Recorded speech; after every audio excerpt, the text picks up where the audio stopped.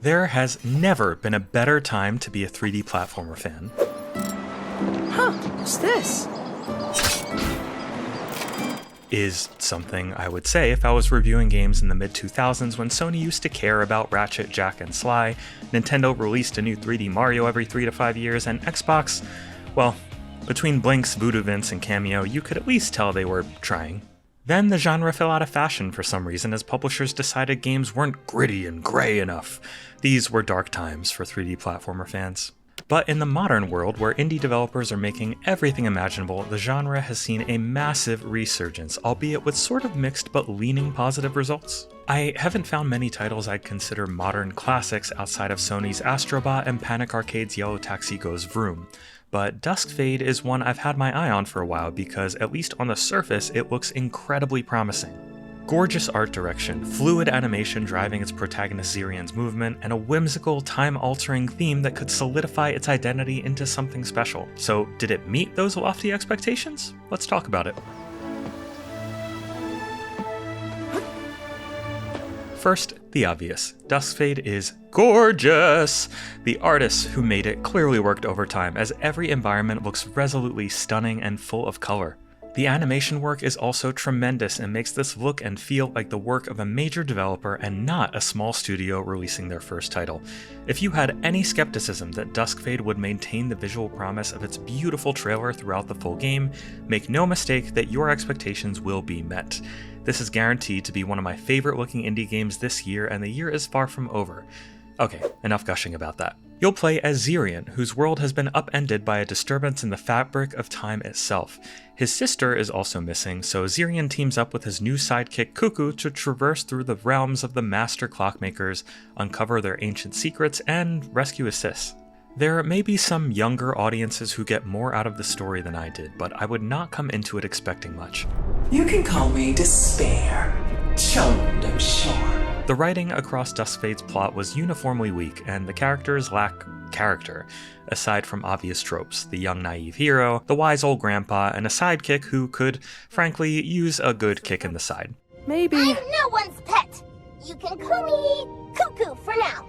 I found Cuckoo to be really annoying, rarely contributing much in the way of interesting banter and more just whining and being pointlessly grumpy in a way that left me wanting to mute her. In any case, I'm probably not the core audience for this story, but as somebody who's enjoyed plenty of whimsical, Pixar-like tales as an adult, Duskfade simply does not have that special sauce, instead coming off more like store-brand ketchup. While the game's world is a genuinely interesting one and the cute cloud people everywhere quipping at Zirian and Cuckoo have some charm, the presentation is doing serious heavy lifting in places where the writing cannot keep up.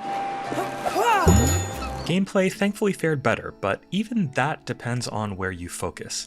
You'll traverse through relatively linear levels in Zirian's world, which have some room for exploration but otherwise feel pretty guided.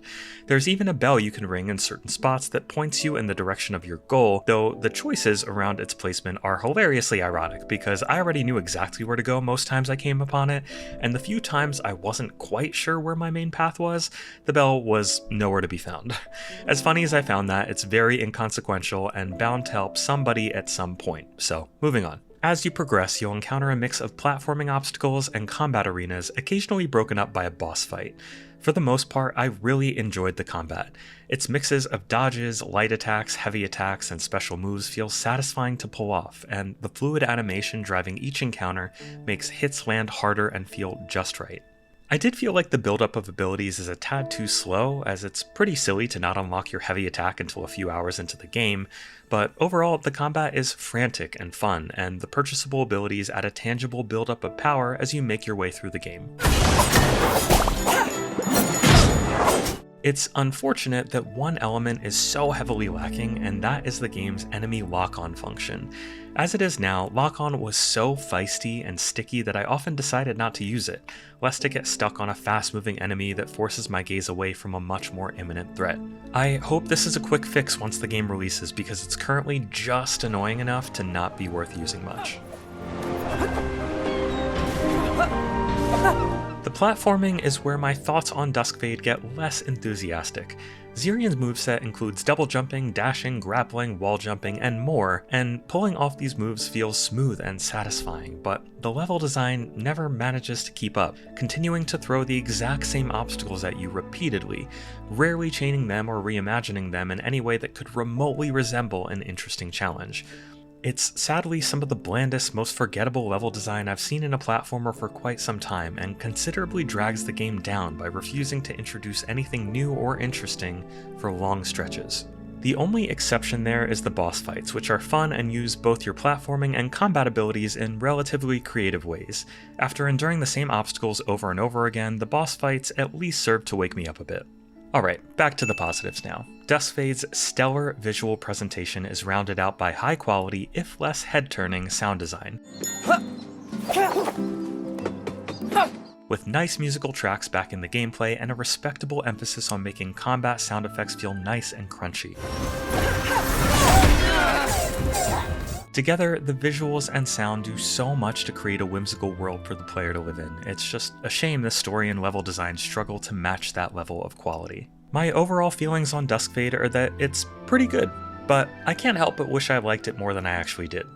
The developers have done a fantastic job bringing to life a world that frankly could put most others in its genre to shame. It's constantly screenshot worthy, and the sort of game that will be top of mind in the best visuals category at our end of year awards. And despite looking so great, it runs reasonably well on Steam Deck and Steam Machine, albeit with some compromises you'll want to make in the settings to have a smooth experience. But while the combat keeps pace with the presentation nicely enough, there simply needed to be more variety and a more challenge to the platforming to keep it interesting.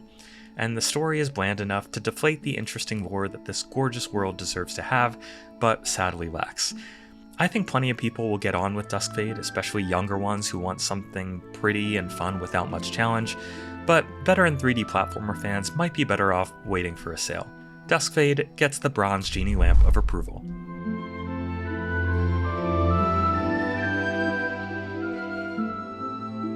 Thanks so much for watching, everyone. If you enjoyed today's video, don't forget to hit that like button, subscribe to the channel to help us continue to be able to bring a voice to the voiceless. Join the over 60,000 indie warriors that have said goodbye to the gaming echo chamber.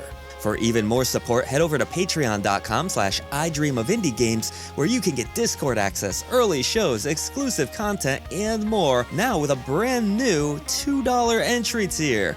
Or check out YouTube memberships for exclusive badges, custom emoji, and other fun perks. Support real people making real things, because here at I Dream of Indie Games, it's always about the games.